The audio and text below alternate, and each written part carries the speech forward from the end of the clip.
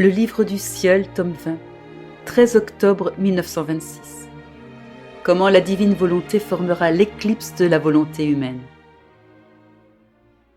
Je me fusionnais tout entière dans le saint et divin vouloir, le parcourant en faisant mes actes, et mon bien-aimé Jésus se manifesta en moi et me dit : Ma fille, chaque acte, chaque prière et chaque souffrance que l'âme fait entrer dans la lumière de ma volonté devient lumière et forme un rayon de plus dans le soleil du vouloir éternel. Ces rayons forment la plus belle gloire que la créature puisse donner au divin fiat, de telle sorte que, se voyant glorifié par sa propre lumière, il investit ces rayons de nouvelles connaissances, qui, convertis en voix, manifestent à l'âme d'autres surprises concernant ma volonté. Mais sais-tu ce que ces connaissances forment pour la créature ? Elles forment l'éclipse de la volonté humaine. Plus la lumière est forte, plus il y a de rayons, et plus la volonté humaine demeure éblouie et éclipsée par la lumière de mes connaissances, de telle sorte qu'elle se sent presque incapable d'agir et laisse libre cours à l'action de la lumière de ma volonté. La volonté humaine demeure occupée dans l'action de ma volonté, et il lui manque le temps et le lieu pour faire ses propres actes. C'est comme l'œil humain lorsqu'il regarde le soleil. La force de la lumière investit la pupille et la rend incapable de voir d'autre chose. Mais l'œil n'a malgré tout pas perdu sa vision. C'est la force de la lumière qui a ce pouvoir. Elle fait disparaître tous les autres objets et ne lui permet de voir que cette lumière.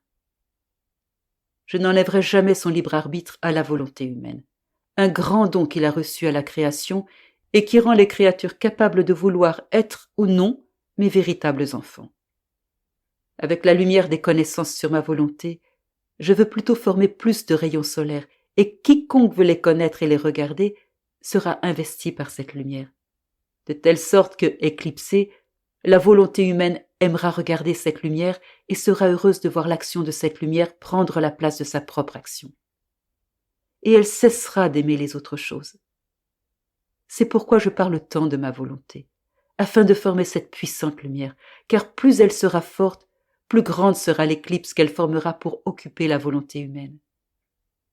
Regarde le ciel, il en est l'image. Si tu le regardes la nuit, tu le vois constellé d'étoiles. Mais si tu le regardes le jour, les étoiles n'existent plus pour l'œil humain. Cependant, elles sont toujours à leur place, tout comme durant la nuit. Qui donc a ce pouvoir de faire disparaître les étoiles durant le jour alors qu'elles sont toujours présentes ? Le soleil. Par la force de sa lumière, il les a éclipsées, mais sans les détruire. Et cela est si vrai que lorsque le soleil commence à se coucher, elle recommence à se faire voir dans la voûte des cieux. Elle semble avoir peur de la lumière et se cache pour laisser le champ libre à l'action de la lumière du soleil, parce que dans leur langage muet, elles savent que le soleil contient plus de bons effets pour la terre et qu'il est juste de laisser le champ à la grande action du soleil. Ainsi, pour lui rendre hommage, elles se laissent éclipser par sa lumière. Mais lorsque l'éclipse se termine, elles se font voir, présentes et à leur place. Il en sera ainsi avec le soleil des connaissances sur le fiat suprême et les volontés humaines qui se laisseront illuminer par les rayons de lumière de mes connaissances. Elles amèneront l'éclipse des volontés humaines qui, en voyant le grand bien de l'action de sa lumière, auront honte et peur d'agir avec la volonté humaine. Et elles laisseront le champ libre à l'action de la lumière de la divine volonté.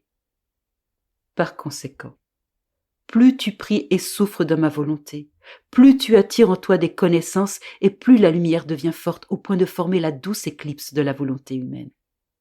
De cette manière, je serai capable d'établir le royaume du fiat suprême.